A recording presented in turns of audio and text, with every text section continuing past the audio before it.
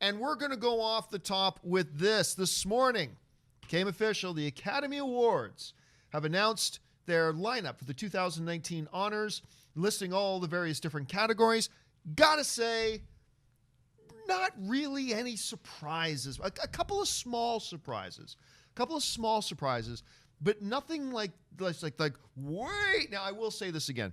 For the second year in a row, my favorite film of the year did not get nominated for Best Picture. For the second year in a row. Logan did not get nominated, which I was not surprised about.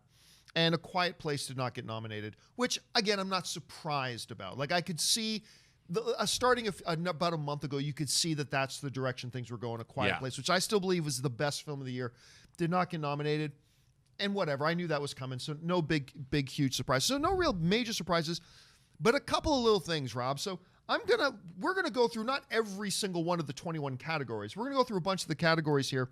I want to collect some thoughts on that. So why don't we start off here with the big one, of course. We're gonna start off with Best Picture. Now, of course, we now live in an era where anywhere between 5 and 10 films can be nominated for Best Picture, depending on how the voting breaks down. This year, it ended up being 8.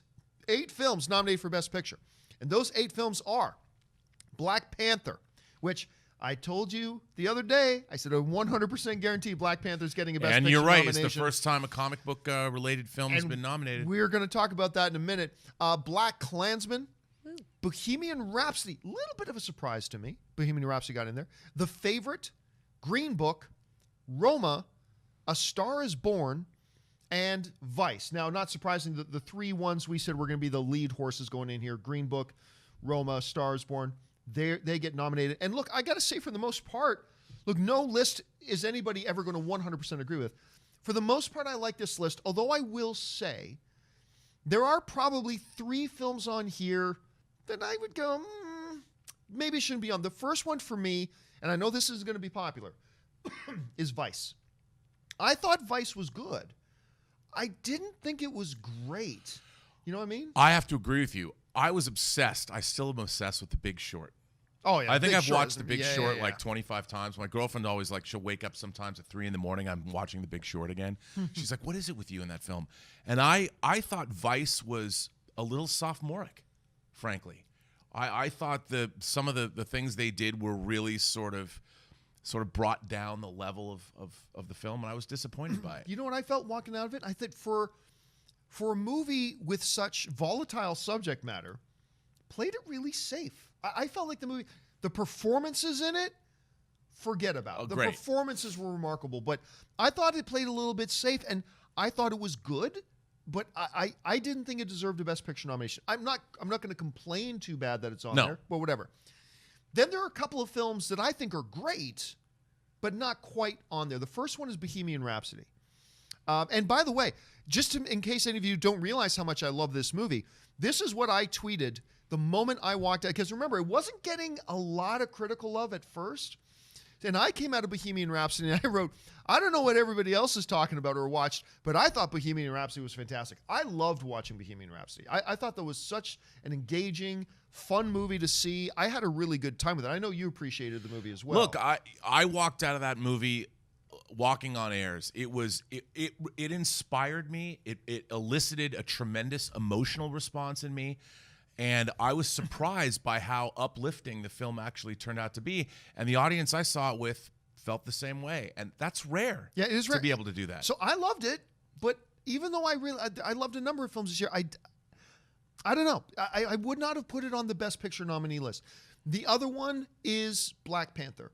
Now, obviously, I love Black Panther. Talking about tweets I wrote coming out of these movies, this is what I wrote coming out of Black Panther. Black Panther, incredible, real world building with Wakanda, great mythology building around the Black Panther, solid character development, top-notch action, great narrative, wonderful villain, rare for Marvel, although they are getting better at that. Killer soundtrack, my favorite MCU movie since Civil War at the time. I loved Black Panther. I thought it was great, but I still to this day do not feel it deserves a Best Picture. Now, I knew 100% for sure it was going to get nominated, but I still don't feel. As a matter of fact, here's the funny thing. Black Panther, which we will talk more about this in just a second, is the first comic book movie ever to be nominated for Best Picture. So we'll go into the significance of that in a second. But when you ask the average movie-going audience, Black Panther wasn't even the best movie of its genre this year. Right. Just for kicks, I put up a new poll this morning to ask this question again. And I asked everybody, this was only about an hour and a half ago that I put this up. In about an hour and a half, 4,400 of you responded. And I simply asked, what was the best comic book movie of 2018? Twitter only allows 4 options, so I'm including what I think will be the 4 most popular. 53% of the respondents said Avengers Infinity War, more than all the other ones combined. Next was Spider-Man Into the Spider-Verse, 33%. I happen to fall in that. I think that was the best comic, but I love them all. Only 7% thought Black Panther was the best comic book movie of the year, equal to the same amount of people who thought Aquaman was best picture of the year at 7%. So this is the one thing that has confused me about this a little bit, is that while I love Black Panther, clearly, you saw my reaction to it. Again, the argument, it's not even the best of its genre. It's not even the second best of its genre this year. It's like the 3rd best comic book movie of the year, which says something about the state of comic book movies right now. When you get a movie as good as Black Panther, and you say it's the 3rd best comic book movie of the year, I mean, depending on who you are, that says something about the state of these things. But before we talk about the significance of Black Panther and being that first comic book movie to win a nomination for Best Picture, you look at that list. Anything standing out to you as a glaring omission? Anything standing out to you as maybe something you wouldn't have on that list? No, I don't think so. I mean, it was great. It's really interesting because there's a lot of news about African-American filmmakers coming out of these nominations. Spike Lee, Best Picture. Oh, we'll get to that in a minute. Yeah, and for BLACKkKLANSMAN, and Black Panther has the first female African-American production designer to be nominated for an Academy Award. And there's a lot of, I think it was Amber Tamblyn who was tweeting out that there's no females in the top categories like directing. But there are women and people of color getting awards this year that have never received them before. Yeah, and Black Panther, by the way, it did very strong this year in a lot of the technical categories, which is good to see. Let's talk for a second now about the seal being broken.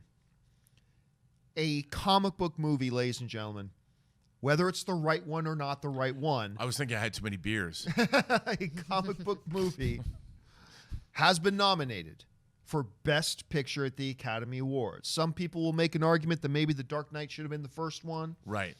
Now, that was back in an era when there were still only 5 nominees.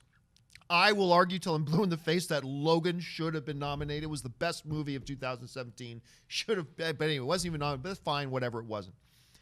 But it's happened now, Robert. We now live in an age where the Academy of Motion Pictures, Arts and Sciences has recognized a comic book movie, whether it was the right one or not, to be as one of the nominees for Best Picture. Mm-hmm. The significance of this, Robert, for this still growing genre. It's amazing. I mean, and it's about time. Richly deserved. And I think, Black Panther means so much to so many people for so many different reasons. Mm-hmm. But to see the genre legitimized, especially in a time when there's so many people talking about, the comic book movie. I mean, I still see some highbrow critics that won't allow. Minority now, though. No, it's true. They're the minority it's true now. Because, but I think, I don't know if Pauline Kael, the great Pauline Kael, one of the great film critics of all time, would approve. Yeah, but you run to Rotten Tomatoes now, right? Which is just a measurement of what the critics say. Sure. It is now year in, year out. Some of the highest critically rated movies of the year now are generally comic book movies. Yeah. That's a real sign of the change in the age. No, it is. And I think the prejudice, there was a prejudice against comic books as a medium. Yes, there was. Long. Yes, there was. And especially in this country, not so much in Asian countries or in Europe. I mean, comic books have been considered an art form for a while, but really in the 80s it started to change with things like The Watchmen and Frank Miller's Ronin and The Dark Knight Returns, and it's changed, and Art Spiegelman's Mouse. But now we're in a world where Logan, I thought, The Dark Knight and Logan I would hold up as 2 examples of films that completely transcend their genre. Yes. But Black Panther, what's great about Black Panther is it doesn't transcend the comic book genre. It is an unabashed comic book adaptation. Yes. And that's what's great about it. It wasn't like a movie trying to pretend it wasn't. Yeah. But it wasn't trying to be a political thriller like a Winter Soldier was. It was a straight down the pipe, a comic book movie with excellence. Absolutely. And that's what's great about this nomination. Well, I mean, I'm sure we're going to talk more about this on the Weekly Hero. Oh, this, yeah, this absolutely. is, I mean, a comic book movie gets a nomination for Best Picture. This is something that people and fans of the genre have been waiting for, clamoring for, and it's happened. Yep. And regardless of whether you thought that spot should have gone to Spider-Man and the Spider-Verse or maybe an Avengers Infinity War or maybe Aquaman, regardless of that, the fact of the matter is, as comic book movie fans, Yeah. I mean, this is such a great, in a positive way, a strike for validation Absolutely. of the genre and kind of a symbol of the growth of the genre. It's not just that it's growing in acceptance. This is a genre that has been maturing and growing. Absolutely. These movies have been getting better and better and better, and they just keep climbing on the shoulders of the films that come before them, which is exactly what should happen. And I think this is a great day for comic book movie fans for Absolutely. sure. Now, an interesting thing, Jonathan, let's bring up that list again of the Best Picture nominees. Here's an interesting thing, Robert. Two of the three films that I think were the lead horses for Best Picture, Green Book and A Star is Born. Here's an interesting little thing for you. Keep those films in mind as we move on to the Best Director category. Nominated for Best Director are Spike Lee. To me, it's no question Spike Lee was the Best Director of the year. BLACKkKLANSMAN was all about direction. How he handled that movie, brilliant. But still, you got Powell for Cold War, Yorgos for The Favorite, Alfonso for Roma, Adam for Vice. I want to point out something very interesting about this list. Two of what I thought were the three frontrunners, Green Book and A Star is Born, not nominated for Best Director. Well, no, you're absolutely right. But I have to say that Paweł Pawlikowski for Cold War. Cold War is an exquisite it's a wonderful film. And it was really great. Look, I'm sorry that he replaced probably Bradley Cooper. He took Bradley Cooper's spot. But, or the Green Book director's spot. Well, Peter Farrelly's had that little controversy lately. Doesn't matter. I mean, I know, it's true. It's like my favorite thing in any special features documentary is on the documentary for Maniac, the Joe Spinell Maniac. Yeah. Joe Spinell was there when Steven Spielberg was watching the nominations for the Academy Awards in 76, when Jaws didn't get a Best Director nomination for Jaws, and Joe Spinell was like, "What? Your mother direct that movie?" and it's like I've always felt that way when something gets a Best Picture nod. I mean, I know there's only 5 choices and there's more films, and there's 9 films. Somebody's always going to get snubbed, but still, okay. It's only been that way for what, 8 or 9 years now that they've had more than 5 nominees. Ashley, I'm going to throw this to you first, then I'm going to throw it to you, Robert. In the 573 years that the Academy has been around, what are we going on? The 70-something, the 80s? I can't even remember which Academy Awards we're at right now. It's a big number. How many times has a movie won Best Picture where its director was not nominated for Best Director? Ooh. Take a wild guess. The number of times a movie has won Best Picture without its director being nominated. It's happened. Take a guess how many times out of the 80 years of the Academy Awards. Maybe like 8 times. Okay, you're going to go 8. Once. It has happened only 4 times. Dang. Of course, most notably and most recently, Ben Affleck for Argo. Argo won Best Picture. Ben Affleck, who won the Directors Guild of America Award for Best Director, but did not get nominated for Best Director year. And the other 3 What, times... his mother directed? Yeah, the other 3 times, they were like films from the 1920s and 1930s and stuff like that. What does this tell us? Pack your bags, Green Book, and A Star is Born. You ain't winning Best Picture. I mean, it's possible, but the odds are so astronomically against it, and that's why... Considering I thought the 3 big lead horses, Roma, Green Book, Star is Born, these are our big contenders for Best Picture. When I looked at that Best Director list, I'm not totally surprised to not see Bradley Cooper, because as much as I love A Star is Born, I thought you could see some first-time director mistakes, and that's fine. I was shocked not to see Green Book on that list. And to me, that says this. Send it to the bank. Roma is going to win your Best Picture of the Year. I don't see BLACKkKLANSMAN beating it. I don't see Bohemian Rhapsody beating it. By the way, Bohemian Rhapsody also not nominated for Best Director. It ain't going to be Black Panther. Ryan Coogler not nominated for Best Director.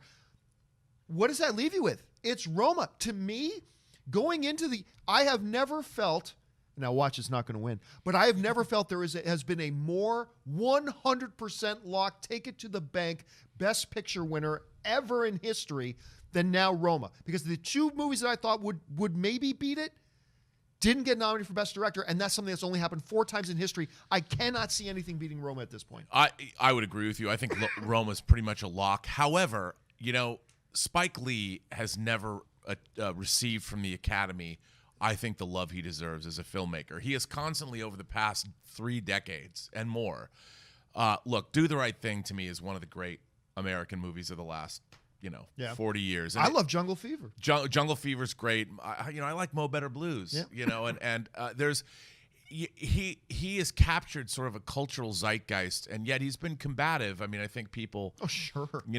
But to see him get nominated for Best Director and to get a Best Picture nod is pretty significant. And I'll tell you what, I'm not even the biggest Spike Lee fan in the world. I quite honestly, I'm not. And what he did with BLACKkKLANSMAN, because the balance of the heaviness of it, because the heaviness of BLACKkKLANSMAN is a weight that could crush you as an audience. Yeah. But he peppers in and paces out levity and humor. But before you start thinking it's a comedy, the awfulness comes back in, and then the levity again. And the way he balances this film out, to me, was remarkable. And I've been talking about it ever since I saw the film. So to me, he's my pick for Best Director. All right, let's just go quickly now through some of because not a lot of surprises in these other categories here. So let's move on. Best Actor, no surprises here. Christian Bale for Vice, Bradley Cooper for Stars Born, Willem Dafoe for At Eternity's Gates, Rami Malek for Bohemian Rhapsody, Viggo Mortensen for Green Book. I've got my money on Viggo Mortensen probably winning. The only slight surprise is I thought maybe we would have seen Handsome Hawk, Ethan Hawke in there. Yeah, I'm surprised. For First Reformed. I thought there was a possibility for that. I also thought there was an outside possibility maybe for Joaquin Phoenix for You Were Never Really Here.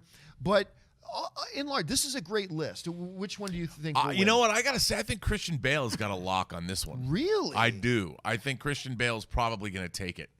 This is a close one. I mean, I think Malik's got a lot of heat behind him right now. Bale's got a lot of heat. Viggo's got a lot of heat with the Green Book. This is going to be no, I don't think there's any lock in this one. All right. Next one. Best Actress. Again, no real surprises here. Yelitsa, I never pronounced her name right. Aparicio. See, I'm terrible with names. Aparicio. For Roman, Glenn Close for The Wife, Olivia Colman for The Favorite, Lady Gaga for A Star Is Born, Melissa McCarthy for Can You Ever Forgive Me. You know what? I was late to the Can You Ever Forgive Me party. Oh. And I thought, when I heard all this awards buzz from Melissa McCarthy months ago, I'm like, come on. I mean, Melissa McCarthy can be a great entertainer, but come on. I have no problem with her nomination here. I mean, the only thing that I'm a little bit shocked by is that we didn't see Emily Blunt either for A Quiet Place or Mary Poppins. That is a surprise to me. Glenn Close taking that spot is a little bit of a surprise to me. But those, Mary Poppins and A Quiet Place are both genre films. And again, like it took a long time for comic book movies I think there's a bit of a prejudice in the voting constituency against genre movies. They're seen as not as important. But I do think Melissa McCarthy's Can You Ever Forgive Me nomination is richly deserved. The film is wonderful. And my biggest thing that happened in the whole Academy Awards that delights me has to do with the Best Supporting Actor category for the same film. Okay, well, by the way, my picks in here, I think it's probably going to be Lady Gaga, but I think it's going to be either Lady Gaga or Yalitza. What do you think? Yalitza Aparicio. You know what? I think Glenn Close, man. I think it's tough. Really? I think this is a tough category. I think it's Olivia Colman. I don't know. Olivia Colman's got a lot of heat behind her right now, too. Yeah. I think this category is completely up in the air. And by the way, we're going to get to, what? I'll save that for when we get to that category. I got something else to mention here. Okay, let's move on to Best Supporting Actor. Mahershala Ali, Adam Driver for BLACKkKLANSMAN, Sam Elliott for A Star Is Born, Richard E. Grant for Can You Ever Forgive Me, Sam Rockwell for Vice. I'm going to tell you right now, this is the most stacked category of the Oscars this year. I run down this list, and I'm thinking, first, my early pick was Sam Elliott. When I did the John Campea Awards, the coveted filthies, I gave the award to actually Sam Elliott for A Star Is Born. But then you think, well, how do you not give it to Mahershala Ali for Green Book? And then you think, well, how do you not give it to Adam Driver? How do you not give it to Sam Rockwell? This is a stacked category this year. I'm going to go out on a limb here. I'm going to guess Sam Elliott takes it. Okay. First of all, you didn't even mention my main man, Richard E. Grant. Richard E. Grant is one of my favorite actors of all time. He's one of the great character actors of all time. He starred in one of my favorite movies of all time that Americans don't even know, called With Nail and I, that came out in 1987, one of the greatest comedies ever made. He is on Twitter. Everybody follow Richard E. Grant. Tell him Robert Meyer Burnett sent you, and to tell him how great he is. And I'm pulling for my man, Richard E. Grant, to win this category, even though, as you just said, the odds may not forever be in his favor. Who do you think wins? That's a tough one, right? You know, it's a tough one because I loved Sam Rockwell in Vice. He was great. And Mahershala Ali, I mean, I don't think there's a more riveting and electrifying actor that's working today in film than him. I'll tell you what, though. I don't know. No matter who they announce as a winner, I'm going to have no problem with it. Yeah, this is I'm going to have no problem with it. Category. No problem with it at all. I'm Richard E. Grant. Please all right, win. let's move on to the next category here, which we go into Best Supporting Actress. We got Amy Adams, who's just like, that's just like clockwork. Amy Adams gets nominated for an Academy Award. Amy Adams for Vice. Marina de Tavira for Roma. Regina King for If Beale Street Could Talk. Emma Stone for The Favorite. Rachel Weisz for The Favorite. I'm going Regina King. Now, granted, I will admit a little bit of bias. I may have had a little bit of a crush on Regina King for most of my adult life, but that is besides the point. She's a great actress. She is a remarkable actress, and she's fantastic in this. But can I bring up one thing? Now, was The Favorite nominated for Best Picture? Yes. All right. Was Olivia Colman nominated for Best Actress? Yes. Do we have two actresses from that movie nominated for Best Supporting Actress? Why we do. Now, correct me if I'm wrong, Robert. Correct me if I'm wrong. The two biggest jobs of a director are to bring the best performances out of the performers that you can and to deliver the best overall movie that you can. Somebody explain to me how you have The Favorite nominated for Best Picture, its lead actress nominated for Best Actress, two of its supporting actresses nominated for Best Supporting Actress. And the director. Nominated for Best Director. How is this not getting more heat? How is this not getting more heat right now? That's a good question. You know, I recently watched the film. Because I'm as guilty as this as anybody else. When I'm thinking, you know, front runners for the movie and all that kind of stuff, I'm thinking all this kind of stuff. How is this movie not getting more heat? Why are people like me kind of like, we're not even really giving this film a lot of consideration? How do you see this? You know what?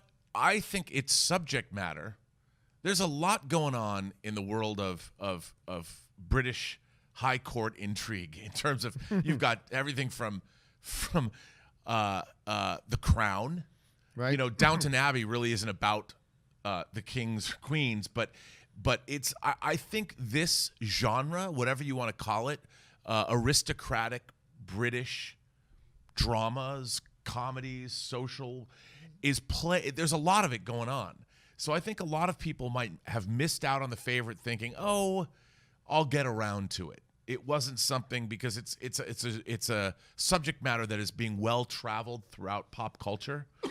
I was not big on it necessarily, but The Lobster, you know, the director's previous film, he's a great director, totally off the wall. And watching this movie, it was totally different than what I expected. It's hilarious, first of all. Yeah, it's so good. It's hilarious. It's full of comedy and power plays and just the characters in it. I love it. Yeah, I mean, it is a hoot. It is a really fun time at the movies, and the performances are awesome. But you're right. You know, I don't think that our constituency that are tuning in now were thinking, oh, I'm going to go run out and see The Favorite. But you guys should, because it's great. All right, let's keep moving on with the categories here. We're going to put a motor in here. Best Animated Feature Film. To me, this is a lock, but Incredibles 2, which, by the way, when I saw Incredibles 2, I'm like, forget everything else. This is the best animated film of the year. So and I think 9 out of 10 years, it wins Best Animated Film of the Year. Unfortunately for it happens to come out in the same year as Spider-Man and the Spider-Verse. But anyway, Isle of Dogs, which I must admit, I didn't even like that much. Really? I didn't. And I'm a dog guy. I love dogs. And I didn't even like it all that much. Mirai, Ralph Breaks the Internet, Spider-Man Into the Spider-Verse. To me, it's Spider-Man in the Spider-Verse. Look, I'm not going to complain, obviously, if Incredibles 2 wins, but Spider-Man in the Spider-Verse, to me, you know this, I thought it was the third best movie of the year, period. So Yeah, to me it's that. Do you think anything has a chance of beating it? No, because it's so innovative and it's so it does so many things right stylistically, and it's just so much fun. And it really does something new with animation, which is what you want. All right, let's move on. Next one up. Best Adapted Screenplay, The Ballad of Buster Scruggs. We've got BLACKkKLANSMAN, Can You Ever Forgive Me, If Beale Street Could Talk, and A Star Is Born. I don't actually think it has a chance, but I mean, well, I don't know. Maybe it does, but I'm leaning towards If Beale Street Could Talk. I love the screenplay for that. To me, it's all character. That movie is all character. And heavy character is difficult to write. I mean, but look, I am same like with some of the other characters. I'm going to have no complaints if The Ballad wins. I'm going to have no complaints if BLACKkKLANSMAN wins. No complaints if A Star Is Born wins. But I'm leaning towards Beale Street. What do you think? That's a tough category. It is. I really loved Can You Ever Forgive Me? BLACKkKLANSMAN, again, another nomination for Spike Lee, and The Ballad of Buster Scruggs. I mean, the Coen brothers are always. This is again another really hard category. Yeah, this is going to throw off my Oscar ballot. I can tell. It's a tough one. All right, let's move on to Best Original Screenplay here. Best Original Screenplay, The Favorite. Again, one of the major categories The Favorite's nominated. First Reformed, not getting a lot of love this year, but it did get a screenplay nomination. Green Book, Roma, Vice. This is tough. You got Green Book and Roma in the same category. Look, everybody knows I'm not the biggest fan of Roma, but I think even the biggest fans of Roma will say the overwhelming strength of the film is not necessarily the screenplay. No. I got to go. So I'm going to go Green Book on this. What do you think? I'm going to go The Favorite. Really? That would be an upset, I think. I'm going to go The Favorite because that script was great. But then again, Paul Schrader, one of our great screenwriters for, the guy who wrote Taxi Driver. But I think The Favorite might take it. I think Vice has maybe a shot. Really? Maybe. It's not my favorite of the year, but I saw it and I saw Adam McKay speak about it after, and I don't know. It's just the originality in that screenplay and how he took so many risks, and everyone's up in arms about the structure of it and everything, but I mean, at one point they're busting out Shakespeare. They're just doing so many creative little things in that film that's true. I don't know. And Could hey, be an upset. it got a nomination, Yep. so it's got to be in the running. Totally. It deserves a nomination. I don't know if it deserves a win, but. All right, let's move on here. Next category, Best Cinematography. One of my favorite categories of the year, actually. Yeah. Cold War, which the cinematography in that was crazy good. The Favorite, the cinematography is great. Never Look Away, Roma, A Star Is Born. You know what? While I am not a big fan of Roma, God, it's a beautiful film to look at. And shot by the director and writer. Yeah, I mean, you don't. I mean, other than Soderbergh, Cuarón, I'm with you. It's a gorgeous film. You can't. And I just, I think Roma has this bottled up. All right, I'm going to go for that. I'm right. I'll be honest. I didn't think A Star Is Born should have been nominated for Best Cinematography. Great film. One of my tops of the year is my 5th favorite film of the year, but I didn't think it should be. I'm actually surprised Bohemian Rhapsody didn't get a nomination for. I wouldn't Tom have thought Siegel. of that till you just said that. Because when I think about it, there's some really good cinematography in that. It's a pretty amazing shot. All right, let's move on here. Next one, Best Documentary Feature. And you know what? The only reason I want to talk about this is 2 glaring omissions. First of all, Free Solo, which is great, by the way. I finally got around to watching. That's great. Hale County this evening, also really quite good. Better than I thought. Minding the Gap, which I must say I did not see.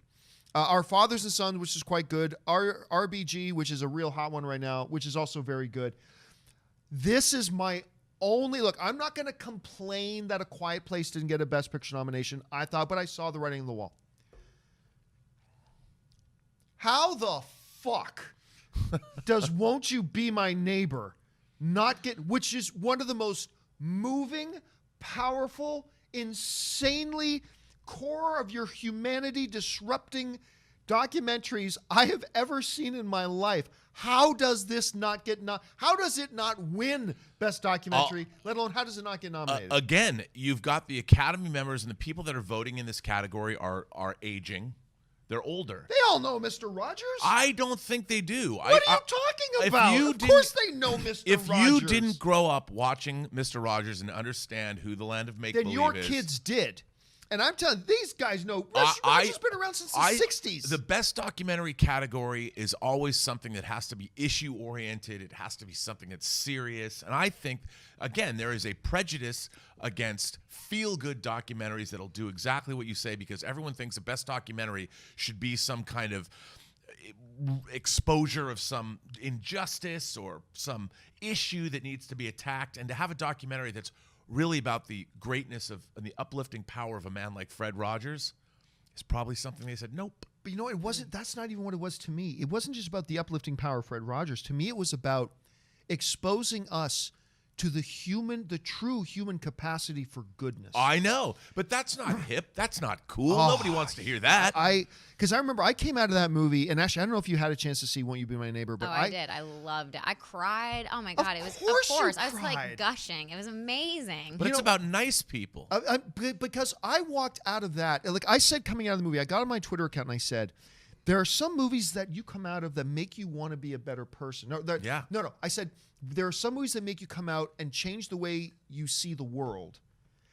And then there are those very rare movies that change you because you saw it. I mean, that scene where Officer, I can't remember the name of the character in Mr. Rogers' Neighborhood, but a black gay man, right, in that era. And talks to Fred Rogers. And he said, like, because Fred Rogers is this evangelical minister and all this kind of stuff, and he says there was so much racism at the time, and there's so much, and when all that came out, there's a scene in the movie, Robert, where, and I promise I'm not going to turn this into a full segment on Won't You Be My Neighbor, I promise, but there's a segment in the movie where on the show, Mr. Rogers says to the officer, he says, you know, I love you the way you are, and the actor, they're talking to the actor now, decades later, and he says, there was something about the way he said that in the show that it felt like he was really saying that to me. And I went up to him afterwards and I said, did you really mean that? And he said, Mr. Rogers, Fred put his arms around me and said, I've always loved you. You've just never always accepted it. And then it cuts back to this guy being interviewed, just weeping and crying about it. And I'm like, I'm a shitty person. Yeah. And I wanted to say to everybody, y'all are shitty people compared to this man. It's like, this is the guy that could have stopped Thanos. But anyway, I'm just shocked. Actually, I want to see that movie. Fred Rogers takes on Thanos. Make that fan film. Are you kidding? In 5 minutes, Thanos will just voluntarily take off the glove and be a weeping pile of tears on the ground. Can you imagine what Fred Rogers would have done with the Infinity Gauntlet? Oh my God. He solved every injustice in the universe with one snap. There's this great meme that somebody put online. And it's got one box of the meme. It's got that scene from Ultron where everybody's standing around trying to lift Thor's hammer. And this got another scene, Mr. Rogers holding Mjolnir going, excuse me, young man, is this yours? It's like, that's just so perfect. All right. Did you guys see Three Identical Strangers? Yes. Oh, yeah. Come on. I mean, I don't know if that should have been nominated. No, I'll be honest. I loved it. I mean, how interesting was that film? Crazy story. Crazy. I didn't even think about that one. Yeah, but that's another one that's kind of. Oh, yeah. Yeah, it's weird. You know, maybe for both They Shall Not Grow Old or for Three Identical Strangers, or for Won't You Be My Neighbor, maybe there's some technical things that exclude. Yeah, I mean, They Shall Not Grow Old is an astonishing achievement for history, not just documentary filmmaking, but all history. I think it's going to go to RGB. It's very possible because that is both incredibly excellent and incredibly timely. Mm-hmm. Yep. And they're making a feature, so it's just like, I feel like it's... Well, it already came out, didn't it? Yeah. Nobody saw it, Nobody saw it, yeah. I'm like, all right, let's keep going here. What's next? And I believe this is our final category. Best visual, at least final category that we're covering, best visual effects. Avengers Infinity War, Christopher Robin, First Man, Ready Player One, Solo: A Star Wars Story. I tell you what, I got no problem with any of these. Because I never really thought about Christopher Robin until somebody mentioned that it could be a contender. And I stopped and thought, it's like, the visual effects in Christopher Robin, which you don't think of it as a visual effects film. Right. Some of the most, and I don't use this word often, perfect visual effects I have ever seen. I believe the Academy Award is going to go to Avengers Infinity War on this. I mean, it's incredibly excellent visual effects on top of a large scale amount of effects. Yeah. But also talking about effects that were just perfect, so perfect that most of the time you didn't even notice them. First Man. The visual effects in First Man are outstanding. Oh, and then the final scene in IMAX, they land on the moon. Oh. But the brilliance of the effects in First Man, a movie that was not as good as I thought it should have been. Right. But the brilliance of the effects is that most of the time, I don't think the audience even knows they're looking at visual effects in a lot of those scenes. Yep. And that's just how good they are. So anyway, guys, there you have it. Those are your nominees for the 2019 Academy Awards.